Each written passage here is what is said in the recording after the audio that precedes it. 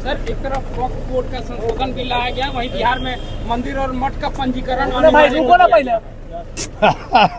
Board को लेकर sir जिस तरीके से विधेयक में संशोधन लाया गया सर पार्लियामेंट में, देखो अभी तो उस पर एतराज बहुत है और रूलिंग पार्टी के तो है ही। मुझे लगता है रूलिंग पार्टी के कुछ ऐसे लोग भी हैं जिनसे उम्मीद थी कि साथ देंगे, वो किसी न किसी बहाने अभी फिलहाल निकल गए हो।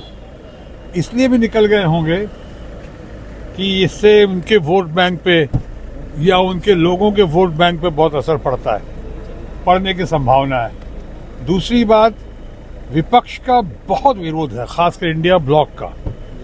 उनको ये लग रहा है कि इसके में जिसमें कोई महिलाओं को शामिल नहीं किया गया है, जिसमें ये धार्मिक मुद्दा के आधार पे एक विभाजन करने की कोशिश है, ऐसा विपक्ष का और इंडिया ब्लॉक का मानना है। और साथ ही साथ ये भी उनको है कि इसमें नॉन माइनॉरिटीज यानी इसमें कुछ हिंदू मेंबर्स को भी शामिल किया गया है और साथ ही साथ मुस्लिम्स के समुदाय के कुछ ऐसे फैक्ट्स हैं, ऐसे सेक्ट्स हैं, जैसे कि आगा खानी हैं, जैसे कि शिया सुन्नी का जो मामला है, ऐसे बहुत लोगों को शामिल नहीं किया गया। ये बात बहुत बिफर सकती है और बहुत बिगड़ भी सकती है। इसीलिए मेरा ख्याल है रूलिंग पार्टी को इसका एहसास हो गया था और इसको बात को थोड़ी देर की समझदारी आई रूलिंग पार्टी को, और उन्होंने इस मुद्दे को अभी जॉइंट पार्लियामेंट्री कमेटी या जिसे कहे बाद में अगर स्टैंडिंग कमेटी जो भी है, कमेटी के तहत पेश कर दिया गया, कमेटी के पास भेज दिया गया। कुछ लोगों का मानना है कि शायद ये ठंडे बस्ते में भेजा गया है, कुछ लोगों का मानना है कि इसको बहुत दिनों के बाद लाया जाएगा, या जब भी आएगा ये खेल होगा और विपक्ष की तरफ से, खासकर इंडिया ब्लॉक की तरफ से खेला होगा। तो ये जो है अभी इस पे ज़्यादा कुछ कहने की आवश्यकता है नहीं कि कल ही तो इस पे गर्मा गर्म बहस हुई थी और कल ही इसको भेजा गया वहाँ पे पार्लियामेंट्री कमेटी के पास, जॉइंट पार्लियामेंट्री कमेटी के पास। लेकिन मैं ये कह सकता हूँ कि वाद विवाद इससे बहुत बढ़ रहा है, बहुत बढ़ेगा। लेकिन चूंकि इंक्वायरी कमीशन के पास है, यानी जांच पड़ताल के लिए भेजा गया है वहाँ पे, तो इसलिए अब इससे ज़्यादा कुछ इस मौके पे कहना ठीक नहीं होगा। सर, बिहार में भी मंदिर और मठ का पंजीकरण अनिवार्य कर दिया गया है। देखिए, मुझे भी इसके बारे में ज़्यादा जानकारी नहीं, मैं तो अभी आ रहा हूँ वहाँ से, पार्लियामेंट से ही आ रहा हूँ सीधे ये करके। लेकिन मैं इतना ज़रूर कहना चाहूँगा, बिहार हो, बंगाल हो, दुनिया जहान हो, किसी भी कीमत पे विभाजन नहीं होना चाहिए। समाज में दूरियां नहीं पैदा करें। अब वक्त है हर हालत में, हर कीमत पे समाज को जोड़ने का, सबको एक दूसरे के साथ रह के मिल के चलने का, जियो और जीने दो की पॉलिसी के तहत आगे बढ़ने और बढ़ाने का। सो मैं तो हमेशा शुरू से कहता रहा हूँ, सर्वधर्म समभाव। आज देखिए बांग्लादेश में जो हुआ है और जो हो रहा है, कितनी चिंता की बात हो गई है कि वहाँ भी डिवीज़न बढ़ता हुआ दिख रहा है। उम्मीद करता हूँ नया जो कार्यकारी जो अध्यक्ष प्रेसिडेंट आए हैं वहाँ पे, यूनुस मोहम्मद साहब, वो बहुत नेक आदमी हैं, शरीफ आदमी हैं और बहुत समझदार हैं, नोबल लॉरेट हैं, वो नोबल पुरस्कार हासिल हो चुका उनको।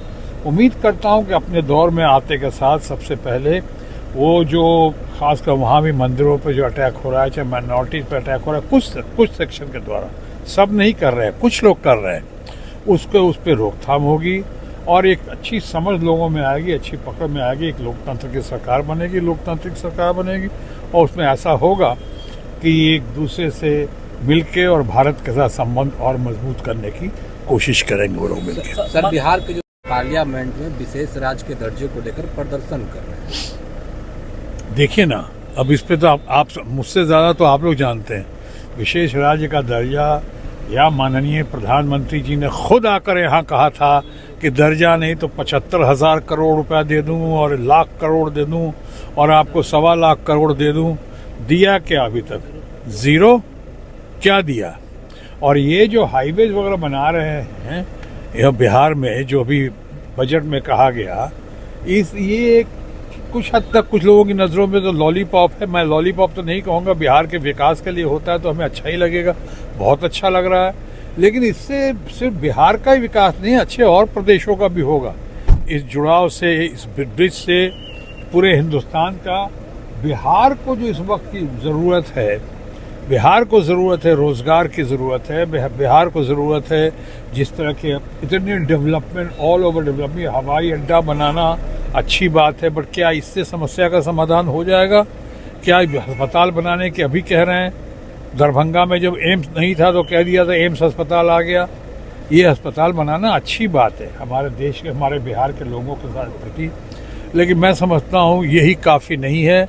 और बिहार के जो स्टेट का स्पेशल स्टेटस मांग कर रहे हैं, जो लोग मांग कर रहे हैं वो सही कर रहे हैं। मैं समझता हूँ माननीय मुख्यमंत्री जो है हमारे बिहार के, हमारे मित्र नीतीश बाबू ने भी इसकी शुरुआत की थी, पहल की थी और बहुत ज़ोर शोर से की थी। और मैं समझता हूँ अभी भी उनकी नज़र इस पर लगी होगी और ज़रूर इस बिहार के स्पेशल पैकेज या स्पेशल पैकेज स्टेट का स्पेशल स्टेटस की जो बात हुई थी उस पर ज़रूर आगे बढ़ेंगे या बढ़ाएंगे। मनीष सिसोदिया को है आज बेल मिल गया। बड़ी खुशी की बात है। मैं कहूँगा इसको बहुत देर कर दी, लेकिन ये डिवाइन जस्टिस हुआ, बहुत अच्छा लगा। दुनिया चाह रही थी, दुनिया मना रही थी, दुनिया की प्रार्थनाएं दुआएं उनके साथ थी। लगा कि उनके साथ बहुत जुल्म और ज्यादती हुई, लेकिन अब उम्मीद है कि जल्द से जल्द सत्येंद्र जैन को भी, और ख़ासकर सबके सर्वदल प्रिय देश का इतना बड़ा नेता केजरीवाल, जिसके प्रति लोगों को बहुत चाह है, आदर है, मान है, सम्मान है, ऐसे केजरीवाल जी को भी जल्द से जल्द ऐसे ही डिवाइन जस्टिस मिलेगा। अब देर नहीं होनी चाहिए, बस हमारी यही दुआ है। सर, एसटी को लेकर जो कोर्ट से फैसले आए, ये कोटे के अंदर कोटे की बात की गई है, इससे बिहार के कई जो दलित नेता हैं वो नाराज हैं। चिराग पासवान कह रहे हैं कि कोर्ट जाएंगे, तो जीतन राम मांझी कह रहे हैं कि सम्मान करना चाहिए, केवल 4 ही जाति के लोग आगे बढ़ेंगे। देखिए ना, ये मामला कोर्ट का है और कोर्ट का मामला अपना ही, कई लोगों का ऐसा मानना है कि कोर्ट का फैसला पहले कुछ और था और उसी फैसले को दूसरी पैकेजिंग में दिया गया, ऐसा कई लोग कहते हैं। मैं कोर्ट का, सुप्रीम कोर्ट का फैसला, उस पर ज़्यादा टिक्का टिप्पणी नहीं करूँगा, वो भी 5 बेंच का फैसला है, लेकिन और एक ने डिफर किया है जी। हाँ, तो मैं कहना चाहूँगा यही पे कि इस पे चिराग पासवान कोर्ट ही जा रहे हैं ना, न्याय की गुहार लगा रहे हैं ना, तो अगर कोर्ट जाना कोई बुरी बात तो नहीं, अच्छी, मैं तो कहूँगा बहुत ही अच्छी बात है। उन्होंने कोई पॉलिटिकल इसका ड्रामा नहीं किया। चिराग पासवान बहुत ही मैच्योर्ड है, बहुत समझा हुआ है, संभला हुआ है इंसान, बहुत ही वर्दी, सन ऑफ द मोस्ट वर्दी फादर, रामविलास जी का बेटा है वो, बहुत ही काबिल है, बहुत गुणी है, मेरे तो बहुत ही अपने परिवार का अभिन्न अंग की तरह है, हम बहुत मानते हैं। और मुझे इस बात की खुशी हुई कि इतना बड़ा ये सब देखते चिराग ने वही न्यायालय में उसी बड़े बेंच की कामना करते हुए वो चाह रहे हैं कि ऐसा हो, और जब तक मामला कोर्ट में है या जब न्याय की गुहार लगा रहे हैं तो उस मामले पे ज्यादा कुछ कहना इस वक्त ठीक नहीं है। जीतन राम मांझी कह रहे हैं केवल 4 ही जाति के लोग आगे बढ़े। हाँ, बोल दिया। Thank you very much.